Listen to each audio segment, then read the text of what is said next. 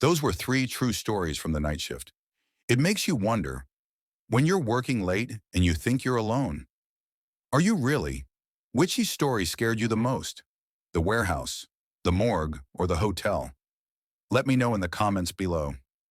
Stay safe and remember, never look behind you. I work as a night auditor at a historic hotel in New Orleans. The night shift is usually easy. Check in late guests, watch Netflix. This happened 2 weeks ago. Around 2 a.m., the front desk phone rang. Front desk, I answered. Hi, a woman's voice said.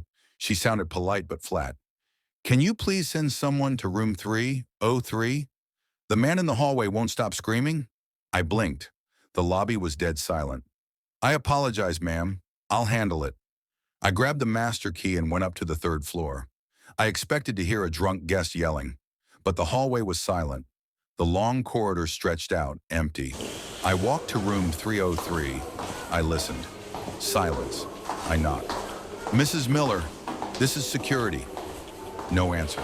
I decided to call the room from my cell phone to check on her. I heard the phone ringing inside the room. Ring, ring. Then someone picked up. Mrs. Miller, I said. Silence.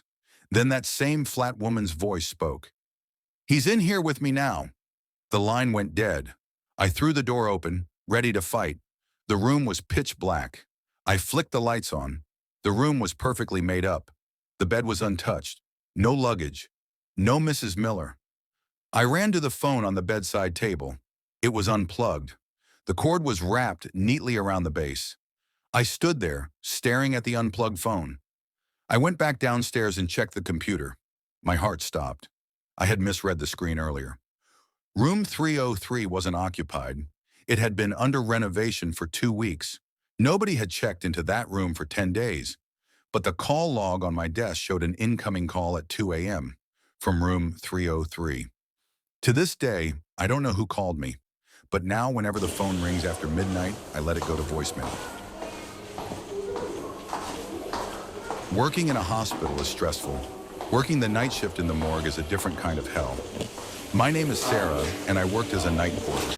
My job was transporting bodies down to the morgue. It's usually quiet. The dead don't bother me. It's the living you have to worry about. Or so I thought. One night in November, during a blizzard, I was sitting at the intake desk in the basement. It was freezing down there. At 3:33 a.m., I heard a sound. Knock, knock, knock. It was a slow, rhythmic tapping, metal on metal. I froze. Hello, I called out. Dr. Evans, is that you? No answer. Knock, knock, knock. It came again, louder, and it was coming from inside one of the freezer drawers. I stood up, my legs shaking. I walked slowly down the row of fridges. The sound was coming from drawer 14. I grabbed the logbook. I needed to see who was in there. Maybe a mistake happened. Maybe someone was still alive. I flipped to the page for drawer 14. My blood ran cold. The logbook was blank. Drawer 14 was empty. I looked back at the steel door. The knocking had stopped. I had to open it. If it was a prank, I had to know. I pulled the handle. The drawer slid out smoothly. It was empty. Just a cold steel tray. But then I saw it. On the inside of the steel door, there were condensation marks, handprints, small, frantic handprints smeared in the frost, as if someone small had been desperately trying to push the door open. I slammed the drawer shut and ran upstairs. I checked the records the next morning. Drawer 14 had been occupied 2 days prior by a 6-year-old boy. I never believed in ghosts. I was a rational guy. I took the night security job at a logistics warehouse in Ohio because I needed the money, and it seemed like the easiest job in the world. Sit in a chair, watch some monitors, and go home. For the first 3 months, it was boring. The warehouse was massive, about 50,000 square feet of concrete and steel. At night, the only sound was the low hum of the industrial freezers. It was peaceful. Until last Tuesday. It was around 2:45 a.m. I was sitting in the security booth sipping coffee. I glanced up at the bank of CCTV monitors. Sector 1, clear. Sector 2, clear. Then my eyes locked on Sector 4.